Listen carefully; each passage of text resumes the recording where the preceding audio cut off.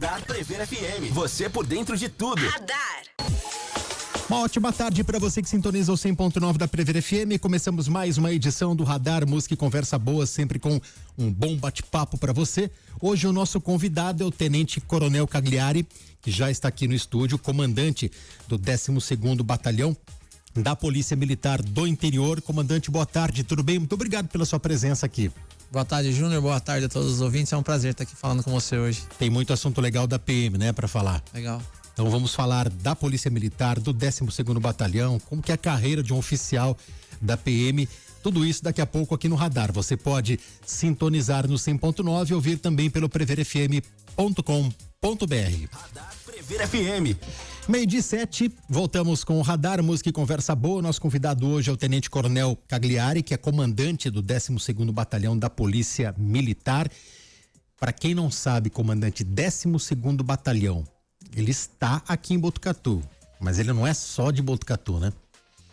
Exatamente, ele agrega, são 13 municípios da região, né? Botucatu é o principal, onde está a sede do batalhão, mas a gente tem a responsabilidade sobre outros municípios aqui da região. Vai até Laranjal Paulista e aqui do lado do Alto da Serra até Areópolis aqui e Pratânia também. Então é uma região que conta aí com aproximadamente 350 mil habitantes, né? Tem uma população também flutuante que roda aqui por causa da Unesp, as questões de emprego aqui também, as rodovias aqui são muito movimentadas.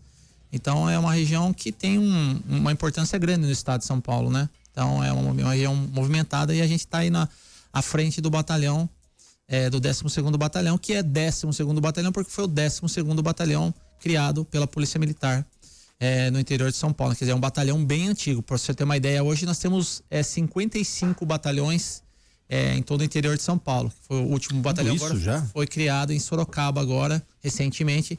Então, pela idade, a gente tem aí 58 anos de idade, é uma idade... Inclusive, no dia 26, depois da manhã, a gente completa aí os 58 anos de idade do batalhão. E muito feliz aí por estar à frente do batalhão, eu que sou daqui da cidade de Botucatu, né? Nasci, fui criado aqui, então para mim é um motivo de muito orgulho fazer parte da história da cidade e estar à frente da Polícia Militar aqui, comandando aqui em Botucatu. Na história, acho que você é um dos poucos botucatuenses natos a comandar o batalhão, né? Sim, é uma honra para mim poder fazer parte dessa história, né? Da Polícia Militar e de Botucatu também, né? A gente nunca imaginei que a gente ia chegar no tamanho né? De comandar Botucatu. Fui comandante também da primeira companhia, que é uma coisa de muito satisfação pessoal, orgulho, né? Um capitão comandar a primeira companhia. Estava ali à frente da companhia quando houve a inauguração da primeira companhia ali no Lajado, onde hoje também é um ponto de referência da cidade, né? Um local muito frequentado ali para a prática de esportes e tal. E eu me lembro muito bem, né? Capitão, e quando a gente foi fazer ali a companhia, o prédio novo da companhia, que era aqui na frente, na Major Mateus, era aqui, e não tinha condições nenhuma, né? De ter uma companhia aqui, não suportava, o prédio já era muito antigo, tal, tinha uma série de problemas estruturais o prédio, e aí a gente lutou junto com a Câmara de Vereadores, com a Prefeitura Municipal. Isso é importante dizer, né, que foi através da venda desse imóvel aqui que o dinheiro revertido foi para a construção daquela companhia. E quando foi construída aquela companhia, ninguém acreditava que aquilo ali se tornaria o que é hoje, né? Porque era um mato ali total, né? Então assim, só tinha companhia ali, era uma rua de terra, tal. E olha o que virou aquilo ali hoje, né? Eu passo ali hoje, eu vejo os ipês que foram plantados ali do lado ali, eu fiz questão de plantar várias coisas ali, já aumentou demais. Então assim, é legal como ver a população ela contribuindo para o local e se adaptando bem ao local e tornando-se um dos locais mais seguros, né, e mais frequentados na cidade de Botucatu. Então foi legal. E eu era o comandante da companhia.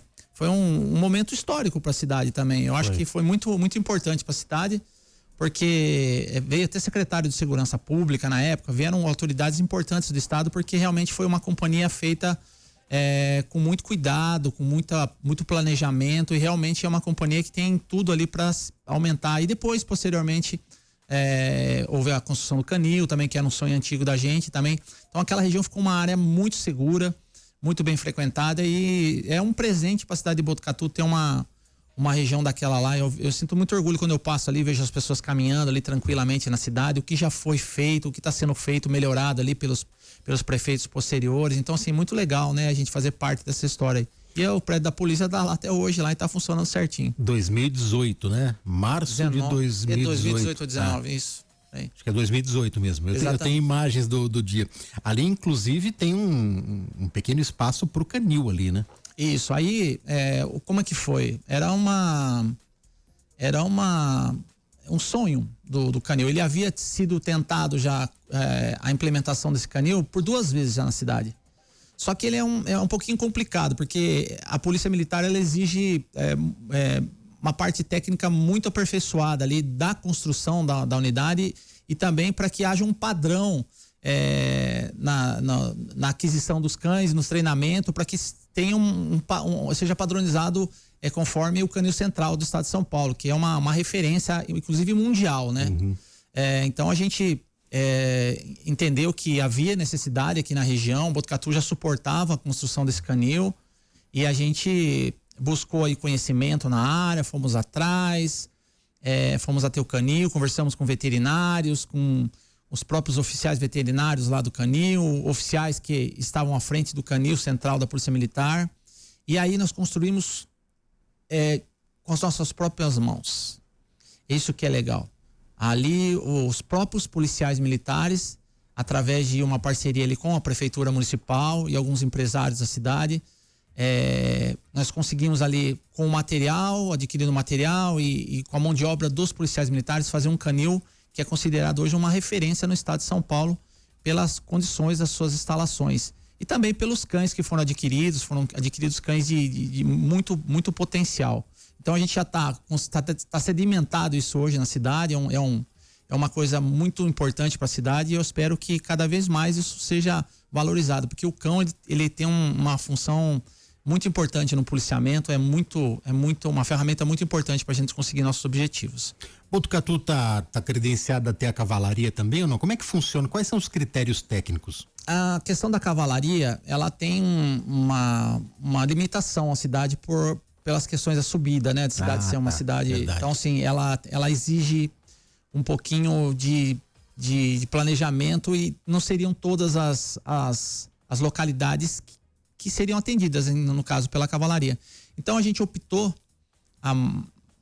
já em mais 15 anos, 20 anos, já conversando sobre isso com os outros oficiais, e não implementar aqui, porque acho que o custo-benefício da cavalaria para a cidade seria muito alto e a gente não teria grandes resultados. Então a gente optou pelo canil, que seria uma ferramenta mais útil aqui para a nossa região, até por causa das estradas aqui, né? Então a gente fazia operações nas estradas, questão de faro, por questão dos presídios aqui, que na época a gente também tinha a questão ali do 53 Batalhão, que hoje é Avaré, fazia parte, era uma companhia aqui do 12º Batalhão e as revistas dos presídios exigiam também a presença do cão, muito importante para cão farejar e também cão para contenção dos detentos. Então, essa foi uma decisão estratégica que foi tomada e eu acho que foi a decisão correta. São quantos cães aqui em Botucatu?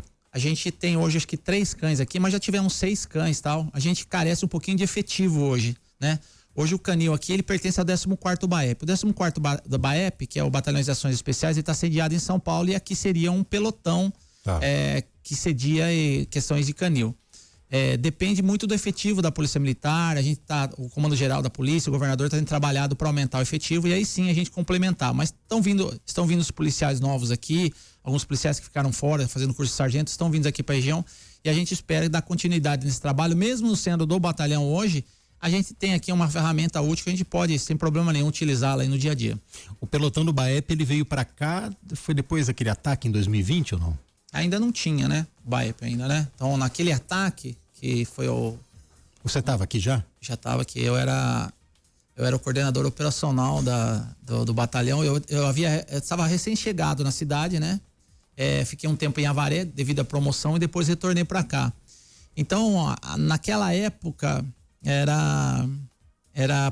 o que estava acontecendo? Estava vendo no estado inteiro essas ações aí de tomada de cidades, que a gente fala o cangaço, novo cangaço, mas é a tomada de cidades, é uma ação diferenciada que eles acabam intervindo direto nos quartéis da Polícia Militar, né? a gente tinha um planejamento já quando eu estava em Avaré, porque houve um fato desse em Ourinhos, né? Há alguns meses antes de acontecer em Botucatu. Foi. E eu acabei indo até Ourinhos e acabei vendo como que eles agiam e tal, e a gente bolou um plano, né? Então a gente tinha um plano de contenção, a gente fala plano de contenção, que é um plano para que a gente consiga enfrentar aquela situação com os recursos que a gente tem. E também, estrategicamente, os apoios que a gente necessita. Então eu tinha aquele plano já firmado no papel, na minha cabeça e tal, e a gente, quando chegou aqui, foi a primeira coisa que eu fiz, foi implementar aquilo lá.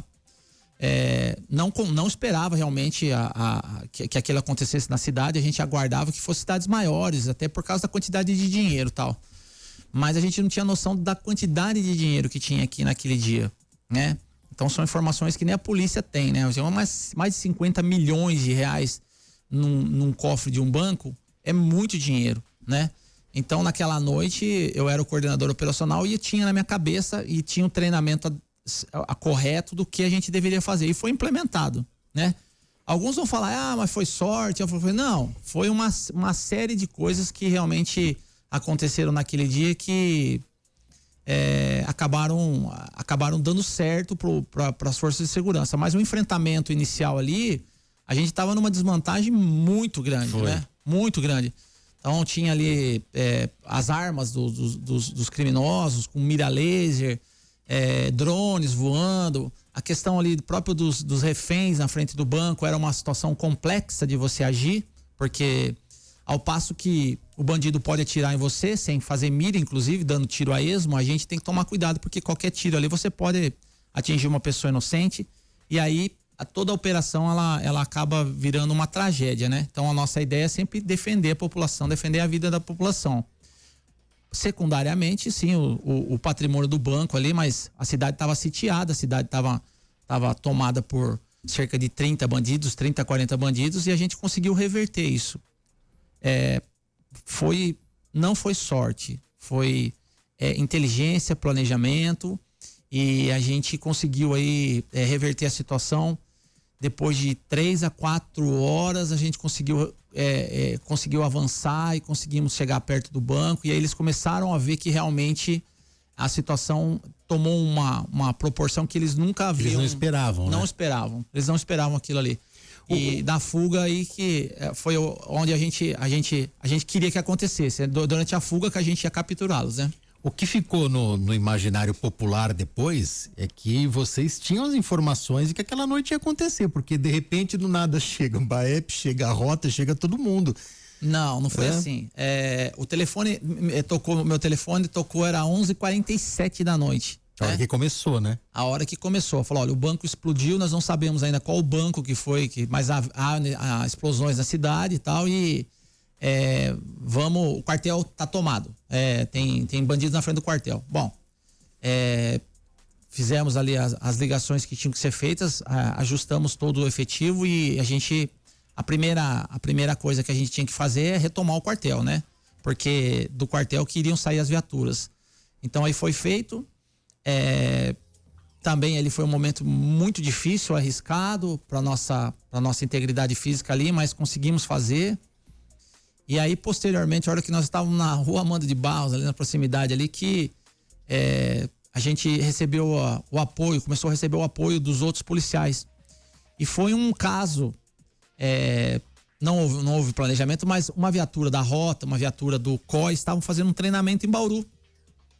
E foi um acaso, né? Não foi uma coisa planejada, não, vocês sabiam, não havia nada. Então, tanto é que eles pararam para conversar comigo ali, a gente se reuniu ali, e eu tracei ali o que a gente deveria fazer, né? Que eu tava na linha de frente, né? Estava junto com eles e a gente falou assim, olha, nós vamos fazer dessa maneira aqui pra gente chegar até o banco, temos que tomar cuidado a partir daqui e tal, e tracei, porque são policiais de São Paulo, que também não estavam preparados para aquilo ali, mas estavam bem armados, né? E a gente direcionou para que cada um fosse de forma que não houvesse nenhum tipo de problema pra gente mesmo. Então a linha de tiro ficaria só os bandidos. E é legal, Júnior, falar isso porque as pessoas não têm a noção, né, do que acontece, né? Qual que é a dificuldade à noite.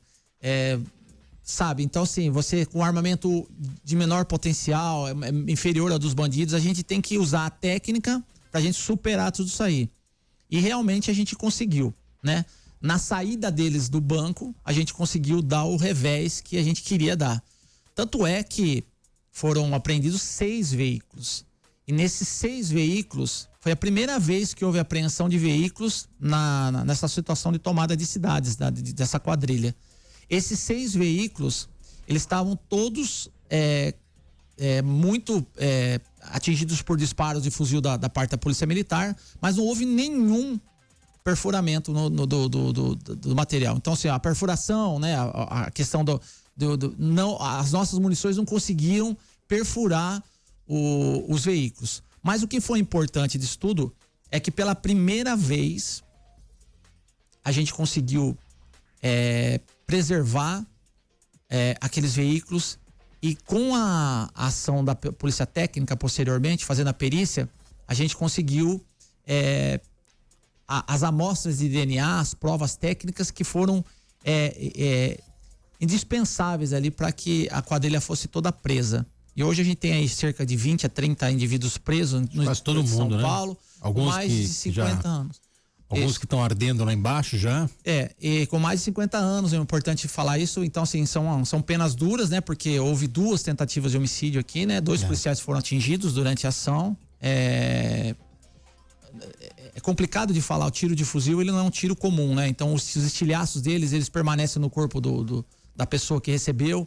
O risco ali de morte é muito grande, mesmo posteriormente. Então, existe hoje tratamento de tiro de fuzil que nem se fecha a ferida por questões da onda de choque que se forma, da queimadura que se forma naquele ferimento, é muito, muito, muito grave mesmo. O risco de vida é muito, muito grande. Sem falar que o colete nosso, ele não resiste a um tiro de fuzil. Então, se você tiver com colete também, não vai adiantar nada. Então, era essa dificuldade que a gente tinha. A gente estava numa guerra, dentro de uma cidade, nós precisávamos controlar a cidade, enfrentar a quadrilha, mas não atingir a população. E a população, ela tinha reféns ali na hora que a gente chegou, tinha explosivos colocados em locais estratégicos que a gente não conseguia passar. Então a dificuldade era enorme. E a gente precisava dar a resposta, precisava controlar a situação. E foi chegando efetivo, e cada vez mais os indivíduos foram sendo acuados e foram divididos na cidade. Virou uma briga de gato e rato, né? Porque o segredo tava nisso aí, né? A gente pegar e dividir os indivíduos, porque junto 30 indivíduos para você combater, você tem que difícil, ter, né? É difícil. Mas quando você divide, foi o que aconteceu. Eles, as imagens que a gente tem, eu tenho imagens gravadas no meu setor de inteligência lá, que mostram realmente como que ficou o desespero deles também, quando eles tomaram as invertidas nos locais, né? Então foram 3 locais na saída da cidade que foram alvos de um tiroteio intenso. Isso gravado, filmado, dá a ideia realmente da dimensão que foi, né? Então, de ambos os lados, do lado da polícia e do lado do bandido. Então, a gente vê nas imagens, por exemplo, os indivíduos saindo correndo, o carro atropelando os indivíduos. Isso tudo a gente não divulga por questões de segurança estratégica nossa. Mas, assim, ali, olhando as imagens, a gente viu que realmente o planejamento estava correto, a execução ela foi feita de forma correta. Foi feito, apesar dos 2 policiais serem baleados, a gente vê como um saldo positivo de não ter nenhum civil atingido, ninguém morto e nenhum policial morto também. Então acho que foi um sucesso a operação, e a investigação depois, através da Polícia Civil, que permaneceu aqui em Botucatu, eu acho que foi a outra coisa muito importante que aconteceu naquela época, porque através da investigação da Polícia Civil da cidade aqui, né, através da seccional de Botucatu, ela tinha melhores condições de apuração, eu acho, e a gente trabalhando junto, acho que a gente conseguiu aí se empenhar e trabalhar junto, e olha, foi um trabalho fantástico de investigação também.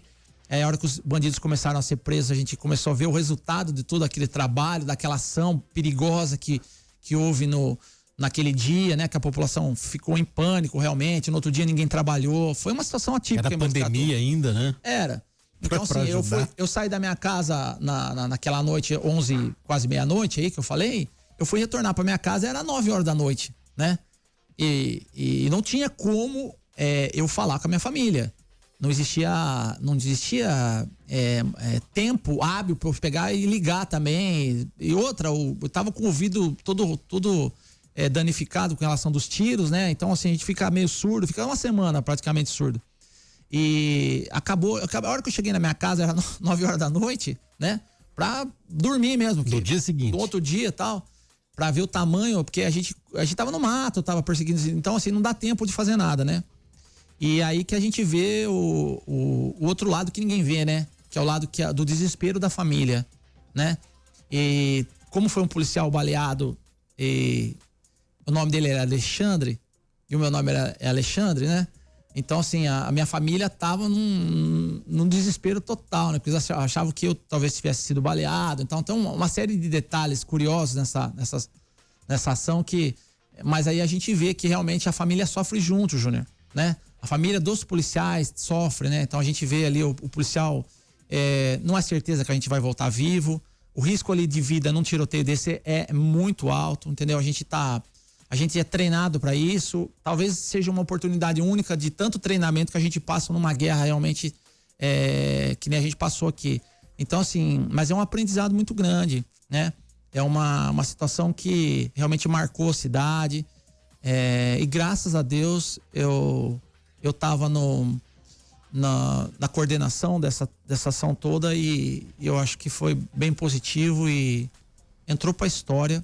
E eu acho que foi tão produtivo isso que a gente não vê mais esse tipo de ação no estado de São Paulo. Porque realmente o cerne da quadrilha, a cabeça da quadrilha foi presa e continua presa. Então eu sinto muito orgulho, muita satisfação de fazer parte dessa história, de ter participado disso tudo, né? Ninguém faz nada sozinho, mas todos os policiais que estavam comigo, que trabalharam comigo também são responsáveis por isso, sem querer também, né? A gente estava no front, mas a Polícia Civil, ela também teve uma importância muito grande na elucidação do crime posteriormente com a investigação. Foram muitos fatos curiosos, muitos fatos engraçados, mas que a gente vai acompanhando e vai vendo, vai dando certo, tal. Depois as prisões dos indivíduos, ameaça a juízes, sabe? Então, assim, muitas coisas que aconteceram durante esse período pós-ataque que realmente marcaram a cidade. Eu acho que isso entrou para a história, mas Botucatu conseguiu dar o recado aí que realmente a polícia, ela tinha uma polícia preparada aqui, tinha uma polícia eficaz. Essa questão da integração das forças, ela é importante, né? E hoje a gente tem um reforço no batalhão, que foi aquela construção da muralha ali com guarita e tal. Por quê? Porque a gente tem que se preparar para que isso não aconteça novamente, né? Então, a ideia é sempre estar melhorando. E eu fiz questão ali, junto com o Coronel Semensati, de começar a obra, de a gente implementar melhorias no batalhão e colocar o batalhão dentre os batalhões que são referência no estado de São Paulo, para que a gente, caso aconteça isso novamente, a gente tenha uma pronta resposta muito mais eficaz, muito mais rápida e muito mais produtiva. Pegando esse gancho do familiar, uma frase que chamou a atenção: a gente sai pra rua e não sabe se volta. Muita gente até questiona: mas o policial militar, ele aposenta cedo, né? Que desperdício. Que ninguém vê tudo que ele passa, né? Esse foi um caso clássico. Exatamente. Não só esse, como o perigo do dia a dia, né? Exatamente. A gente tem limitações. Eu queria que vocês entendessem. Eu vou tentar ser o mais claro aqui. A gente tem uma vida muito limitada socialmente, o policial. Porque é uma coisa de segurança dele, né? Ele tem que ter aquela segurança, porque eu não posso ir num show, por exemplo, né? Então, assim, eu não posso ir no show de qualquer grupo que tem aqui lá, porque você pode ser reconhecido por alguma pessoa, você pode sofrer ali um ataque de alguma pessoa, tal. A gente não sabe, porque são muitas pessoas que passam pela vida da gente, né? Então, a gente tem essa limitação de frequentar alguns locais, tal. O policial tem uma vida mais reservada. Eu não tenho rede social, né? Então, você não vai ver minha família em rede social, você não vai ver momentos de lazer, mas você não vai ver nada disso aí, porque essa é uma questão meio de segurança da gente, né? A maioria dos policiais segue essa regra aí para a segurança pessoal. E a questão de, fisicamente, a gente entra muito cedo na polícia, né? São a gente 18, 19 anos, nós estamos já com uma arma na cinta e trabalhando na polícia e tal, e é um serviço que é desgastante, né? Então, ele fisicamente e psicologicamente é desgastante. Porque essa questão de você estar na viatura e você estar num nível de estresse tranquilo e de repente você sobe o seu nível de estresse, vai tendo uma coisa e baixa de novo, isso causa um impacto no organismo muito grande. Além disso, trabalhar de madrugada, trabalhar no frio, né? Aquela coisa tudo, ela tem um desgaste natural, né? No corpo do policial militar que impede ele de trabalhar muito tempo também na rua. Então, você pega hoje, eu tô há 6 meses de me aposentar, me dar meu tempo de serviço. Então, assim, você vai olhar pra mim e falar assim, não, tá tudo tranquilo, mas não tá tudo tranquilo. Eu tenho problemas para dormir, por exemplo, né? Então, já trabalhei muito tempo de noite, trabalhei muito tempo na madrugada e tal. Então, problemas físicos mesmo no organismo e tal, são coisas que você fica por resto da vida. Então, assim, mas aposenta cedo. Mas aposenta cedo, mas também o impacto que isso causa no seu organismo é muito grande. A maioria dos policiais aí morre com 5 a 10 anos depois de aposentado, né? Tem até um estudo que fala sobre isso aí. Realmente limita um pouquinho a vida do policial, porque exige muito da parte física, né? Não só do policial, como exige muito da família, né? Eu imagino como que a família vive tudo isso. Como é que foi, dentro do que você pode falar, como é que foi constituir uma família, criar filhos, manter um casamento na linha de tiro? Para quem tá no serviço operacional, né, que no começo da carreira, o do oficial e todo policial passa pelo serviço operacional a maioria do tempo, né, dos 30 anos de serviço, 35 anos de serviço, você fica limitado a tudo. Por exemplo, o final de ano você trabalha, né? Então, quando tá todo mundo lá, no Natal, no Novo, você tá trabalhando. Tem uma equipe lá na rua, tá todo mundo festejando, tem uma equipe na rua. Exatamente. Então, você trabalha numa escala de corrida, que é 12x36 ou 12x24x48 que a gente fala, que é um dia sim, dia não, dia de noite, mas assim, se cair o seu serviço no dia do aniversário do seu filho, você não vai estar na foto. Eu pego as fotos dos aniversários dos meus filhos. Faltou em quantos? Eu tô bem poucos, né? Tô bem poucos. Aí você fala, mas o seu pai não tava aqui? Eu falo, não, meu pai tava trabalhando. E eles falam isso, né? Falam, meu pai tava trabalhando, meu pai não tava aqui, tava trabalhando. Então, assim, eles entenderam isso. E talvez seja esse um dos motivos que eles não seguiram a profissão do pai, né? Porque realmente é um sacerdócio, não é uma profissão comum, você tem que se dedicar realmente à profissão e tem que entender a profissão, né? Que vai ter momentos na família, momentos de confraternização, momentos que você não vai estar presente. Você vai estar trabalhando, você vai estar acordado, quando todo mundo está dormindo e tal. E a gente acostuma. Mas é duro de você ver depois de tanto tempo, né? Que você deixou um pouquinho de lado a convivência familiar, né? E fica a cargo ali da sua família, da esposa, tal, para educar os filhos ali na maior parte do tempo que você não vai estar ali, né? Mas ainda continua sendo uma referência muito positiva para mim a polícia, né? Apesar de todas essas limitações que eu tive que enfrentar, eu fiz questão de trabalhar na minha cidade. Quando eu me formei, eu fui pro batalhão da Rota, né? Trabalhei no batalhão Tobias e Aguiar, fiquei 3 anos lá e quando nasceu meu filho eu vim pra cá. É uma escolha que você faz que ela tem um fundo familiar, na verdade. Então, assim, você quer ficar perto da sua família, né? O seu filho pequeno, tal, né? Primeiro filho, tal.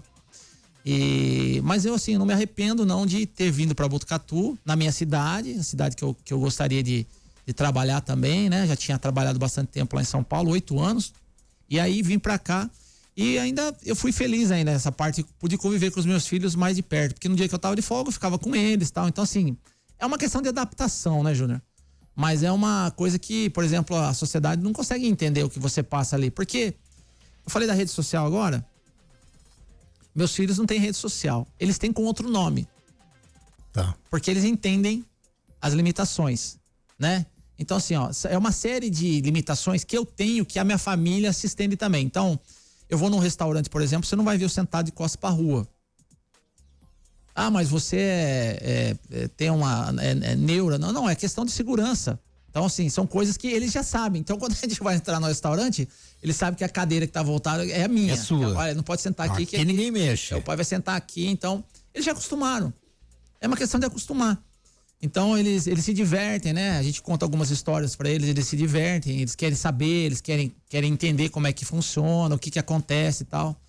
E é legal. E aí vai a família, a gente fala a família policial militar, e a família do policial militar é a família do policial militar com as outras famílias também. Aí vai integrando tudo e a gente tem que entender como é que funciona isso aí. É complicado. Apesar de todas as renúncias, o dia que o Cagliari se aposentar, do dia seguinte, levantou, não preciso mais ir para batalhão nenhum.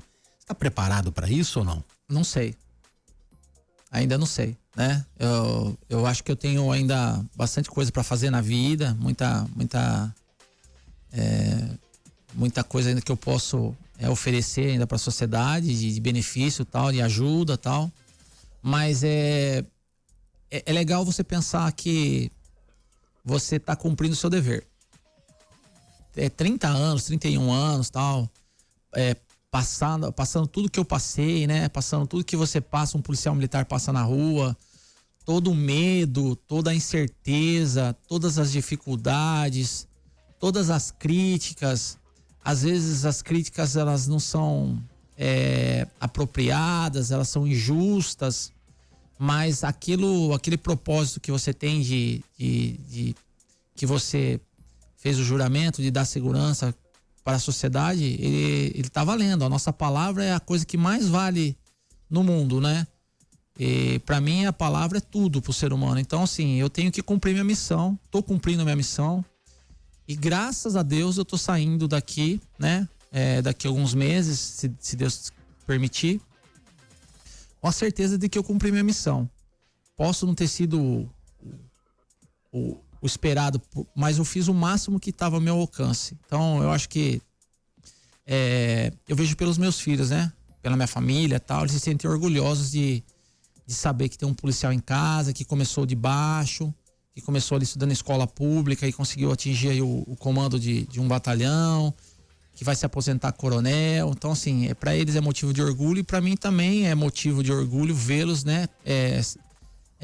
Caminhando pelo lado certo, né? Caminhando pelo lado correto, num país que é tão injusto às vezes, tão dividido, né? E tão mal interpretado com relação ao serviço da Polícia Militar. A gente vê hoje, é o fim da Polícia Militar, tem que acabar, tal, aquela coisa meio ensaiada. Mas, assim, a Polícia Militar, ela de São Paulo, principalmente, ela é responsável por manter ainda a ordem aqui no nosso estado, e no nosso estado um dos estados mais desenvolvidos do nosso país. Isso pra gente é motivo de muito orgulho. Uma instituição que tem mais de 190 anos, tá chegando aí próximo aos 200 anos e tem muita história, né? Tem muita dificuldade, muitos obstáculos a polícia passou, passamos por guerras, a Polícia Militar ela passou por todas as fases de independência do Brasil, né? Toda a fase da República. Então, assim, não é uma instituição que pode ser descartada, assim, pode ser humilhada da maneira como que querem fazer, né? Então, é uma instituição que tem muita história, tem muito serviço prestado, né? Muitas coisas boas, né? Então, você vê, hoje a gente é dividido, tem a Polícia Militar, tem faz parte da Polícia Militar o Corpo de Bombeiros, a Polícia Ambiental, Rodoviária. A Polícia Rodoviária. Então, assim, é uma série de ramificações, mas todos são policiais militares formados no mesmo local, na mesma academia, os oficiais. Então, assim, uma academia que é referência no mundo, né? Que é a Academia do Barro Branco. Então, assim, é uma instituição séria, uma instituição preocupada com a segurança, preocupada com o país, né? Com a liberdade. Então, assim, eu tenho esperança ainda que a gente vai ser reconhecido, melhor reconhecido do que a gente é reconhecido hoje. Não que não seja. Mas aqui na nossa cidade eu acho que a gente é muito bem reconhecido. Mas isso foi um trabalho árduo, né? De mudar, né? De falar. A imprensa tem muita responsabilidade nisso, de mostrar a verdade, mostrar a seriedade dos profissionais, né? Todo o trabalho que a gente faz. E também os erros, viu, Júnior? Porque a gente é humano, a gente erra, né? O ser humano erra, mas a gente não sai da nossa casa querendo errar. A gente sai querendo acertar. Mas decisões tomadas dentro de um gabinete não são as decisões que são tomadas em milésimos de segundo de você puxar ou não puxar um gatilho. É complicado. Você está numa situação de estresse, você está numa situação de baixa luminosidade. Então, assim, são situações que as pessoas têm que entender. Mas a gente está ali para resolver a situação, para dar segurança, né? Para dar paz social, ordem, né? Para toda a população. Então, aqui em Botucatu só tem a agradecer. A gente tem muito sucesso com relação a isso aí.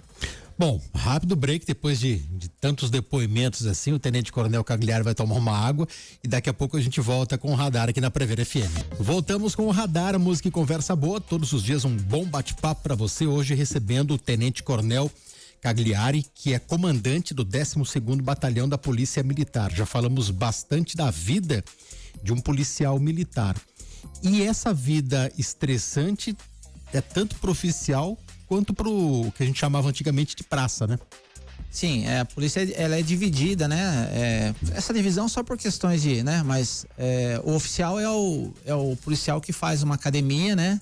Ele ingressa na academia do Barro Branco e ele começa como cadete ali, aluno oficial e chega até o posto de coronel, que são os comandantes da Polícia Militar. Então existe uma escola que durante 4 anos a gente estuda lá no regime de internato. E você galga as carreiras, vai aos postos até chegar ao posto de coronel. E todos são na função de gerente, de supervisor ali. Então, o policial começa ali como aspirante, depois vai a segundo tenente, primeiro tenente, capitão, major, tenente coronel e encerra a carreira como coronel da Polícia Militar. E as praças que a gente fala são os policiais que ingressam como soldado. E tem ali a ascensão também, os postos ali que ele galga durante a carreira, podendo chegar até subtenente da Polícia Militar. Isso aí depende de cada um, da meritocracia, né? Do empenho de cada um. Mas aí ele vai fazendo os cursos, vai fazendo, se aperfeiçoando, fazendo a escola de sargento e ele chega lá em cima também, por mérito próprio, né? A Polícia Militar é uma instituição mais democrática, acho que tem. Porque mulheres e homens ganham a mesma coisa, independente de cor, de raça, depende do mérito de cada um, da vontade de cada um. E o salário é o mesmo. O salário da mulher e o salário do homem é a mesma coisa. Então a gente fala, olha, quem é competente aqui se estabelece e realmente merece estar aqui no local que é preparado para isso aí. O salário aqui no estado de São Paulo é a contento? Dá para melhorar? Aliás, a polícia ela tem seus policiais sindicais, como a Polícia Civil? A Polícia Militar, o salário não é um mau salário, né? É que comparado, se você fizer comparações com outros estados, você vai ver uma diferença grande, né? Então, por exemplo, você pega estados mais, teoricamente, aí menos desenvolvidos que São Paulo e a polícia paga mais. Isso é motivo de insatisfação de uma parte da tropa, mas assim, a gente sabe que também o governador tem trabalhado bastante para que haja melhoria dos salários, melhores das condições aqui, né? Esse mês aqui agora a gente recebeu aí um reajuste salarial de 10%. Então a gente entende também que é uma dificuldade. A Polícia Militar é a polícia militar maior do Brasil, né? Nós estamos hoje com mais de 60, 70 mil homens, né? É muita gente. Então, se não, é diferente do que acontece nos outros estados, que a polícia tem 10 mil homens, 5 mil homens. Então, assim. Amapá, por exemplo, vai Exato. Então, você tem uma diferença estrutural, né? A Polícia de São Paulo, ela é uma polícia gigante, é uma das maiores polícias da América Latina. Então, a recomposição do salário, ela é um desafio também para o governo do estado, né? Porque o policial militar e o aposentado, eles têm a integralidade e paridade que ganham a mesma coisa. Então, o policial militar não se aposenta, na verdade ele vai para uma reserva, né? Ele tem uma missão aí, mesmo depois ele pode ser revertido ao serviço ativo. Ou seja, se tiver uma guerra, por exemplo, eu sou revertido ao serviço ativo e a gente vai lutar a guerra. Então é mais ou menos assim que funciona. Mas não é uma coisa que preocupa, porque a gente vê um ingresso hoje na Polícia Militar, eu acho que a questão salarial ela atrapalha um pouquinho, principalmente para os jovens, né? Que os jovens hoje eles querem as coisas muito mais rápido, a evolução financeira muito mais rápido, e aqui ela é mais lenta, né? Você vai receber um bom salário, mas depende do seu estudo, da sua progressão na carreira, tal, do que você vai alcançar, do que você vai conseguir também. Uma vez eu entrevistei o antigo seccional aqui de Botucatu, doutor Antônio Soares da Costa Neto, conheceu? Toninho Marvadeza. Toninho Marvadeza. E no dia que ele estava dando entrevista para mim, estava tendo a tomada, lá em 2011, acho, estava tendo a tomada de um dos morros no Rio de Janeiro, numa das operações contra o tráfico de drogas lá. E aparecia aquelas imagens de bandido se arrastando, tomando tiro, alguma coisa nesse sentido. E eu perguntei para ele, eu falei assim, qual que é o sentimento de um policial civil, do seu caso, vendo isso? Ele falou, queria estar lá. Falou na lata. Nós trouxemos no primeiro bloco da nossa entrevista aquele fatídico 30 de julho de 2020, com aquele confronto com os policiais. É claro que o policial não quer ter isso na cidade dele, mas por um outro lado eu tenho certeza que quase todo policial gosta desse tipo de ação e que queria estar num confronto como esse, né? O policial militar, ele é treinado para enfrentar o perigo.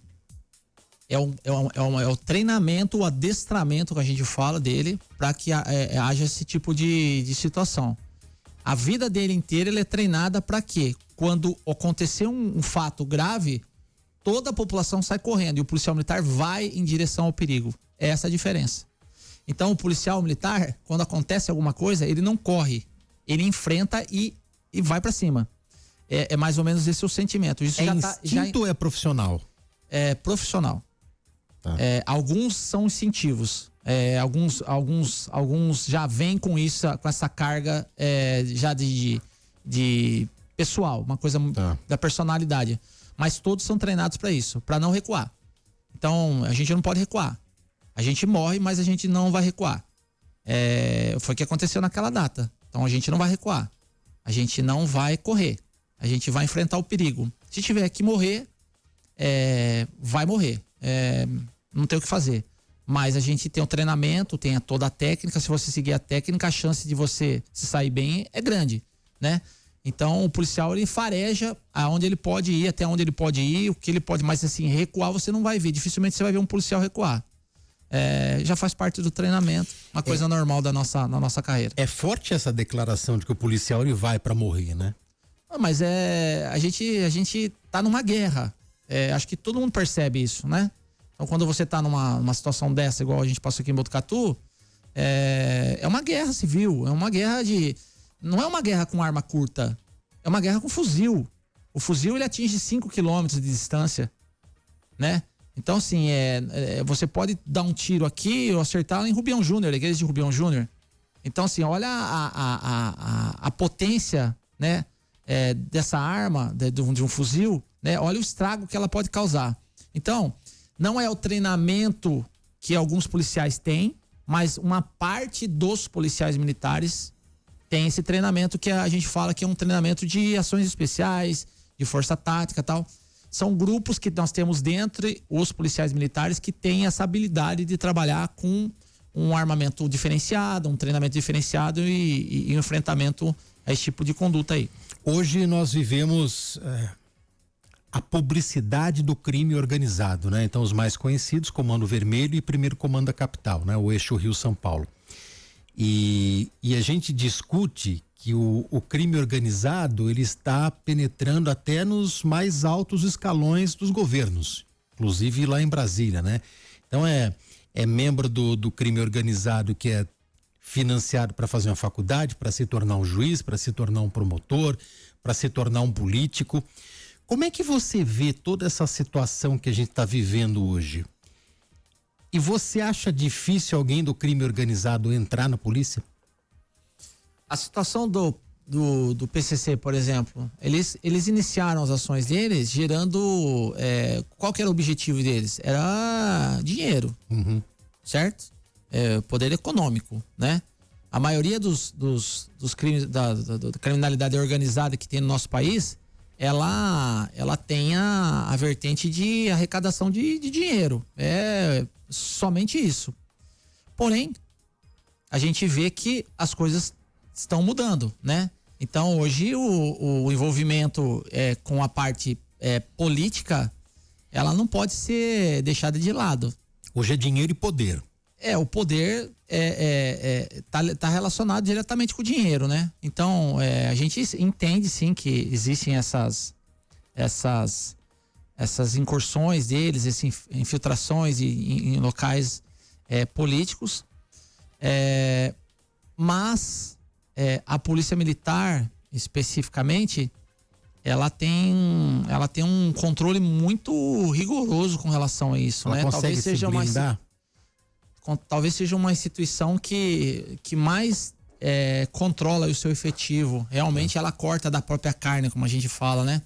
Então a gente tem uma corregedoria muito forte, muito atenta a qualquer desvio de conduta de um policial, né? Então a gente não tolera esse tipo de contaminação na tropa, né? Na nossa instituição. Se a gente perceber qualquer tipo de comportamento diferenciado daquilo que a gente normalmente vê, a gente sim toma providências pesadas, né? Com instauração de inquérito policial militar, sindicâncias e até processo demissório dos policiais militares. Olha que interessante. Todo ano que a gente faz o imposto de renda, a gente coloca num envelope e a gente encaminha e fica arquivado no batalhão isso, no setor de inteligência. Por quê? Porque a gente tem a preocupação de o quê? De o policial não haver policiais com enriquecimento ilícito. Olha que coisa interessante, né? A gente observa o que cada policial militar faz, como é que ele está se portando, porque a gente tem, logicamente, o salário da gente e a gente tem um padrão de vida que não pode sair daquilo ali. Então, existe hoje, não eu tô preocupado, mas o cara pode ter casado com uma empresária, não tem problema nenhum, mas tem que comprovar da onde que ele tem aquele patrimônio todo que ele está ostentando ali. E a rede social, ela é exatamente isso. Ela é de um lado, a pessoa posta ali, mas tá indo contra ela mesmo. A maioria dos crimes ali que a gente observa muito a rede social, né? A polícia observa muito a rede social e vê que os bandidos estão ostentando lá muito dinheiro e tal. Falei, não, vamos lá pegar ele lá, porque o peixe morre pela boca, né? Que nem a gente fala, né? Então, mas assim, é uma preocupação também, né? Mas essa infiltração na questão política, ela tem que ser resolvida pela própria política, né? Os próprios políticos, os políticos bons, os que são corretos, que são dignos ali, tem que ter ferramentas ali ou implementar ferramentas que sejam para evitar esse tipo de conduta lá dentro, porque vai contaminar o país inteiro. E nós, né, como cidadãos, temos o dever de colocar os bons políticos lá, é por isso que a gente tem que bater sempre nessa tecla. Olha, quando o assunto é bom, vai que passa rápido, aquele relógio está atrasado, inclusive. Comandante, muito obrigado pela sua presença. Tem tanta história que a gente poderia debater que eu acho que vai ter que marcar uma nova visita aqui, mas muito obrigado pela sua presença aqui no Radar da Prever FM. Obrigado, Júnior, estou sempre à disposição. Queria mandar um abraço a toda a população de Botucatu. Amanhã, dia 24 de abril, nós vamos fazer a entrega da medalha na Câmara Municipal. Famosa sessão de reconhecimento. Reconhecimento comunitário de segurança, que é um momento importante para as forças de segurança do município, que a gente premia os policiais que se destacaram durante o ano 2025. No dia 26 é o aniversário do batalhão. Nós não vamos fazer nenhum tipo de solenidade em razão de reformas que nós estamos em batalhão lá, tal. É uma coisa complicada que eu estou fazendo lá, então tá muito desgastante pra gente, mas a gente vai terminar isso aí. E a população de Botucatu, queria deixar uma mensagem aqui de esperança, né? De tranquilidade. Nós estamos trabalhando por vocês, sempre fazendo o melhor possível. Estou encerrando minha carreira na cidade de Botucatu. Não vai demorar muito para eu ir embora. Outras pessoas capacitadas, talvez melhores do que eu, devem assumir aqui a região. É uma troca normal, uma troca saudável. Existe um grupo de oficiais hoje muito complementados na segurança da cidade. Os caras estão muito compromissados com a questão da segurança da cidade, porque moram na cidade. Então, esse comprometimento todo desses policiais militares vai fazer com que Botucatu continue sendo uma das cidades mais seguras do Brasil, do estado, e referência no estado. É isso que a gente deseja, porque daí hora que eu for embora também eu vou virar morador de Botucatu e a gente quer tranquilidade para nossa população daqui. Muito obrigado pelo convite, estou sempre à disposição. Radar Prever FM, você por dentro de tudo. Radar.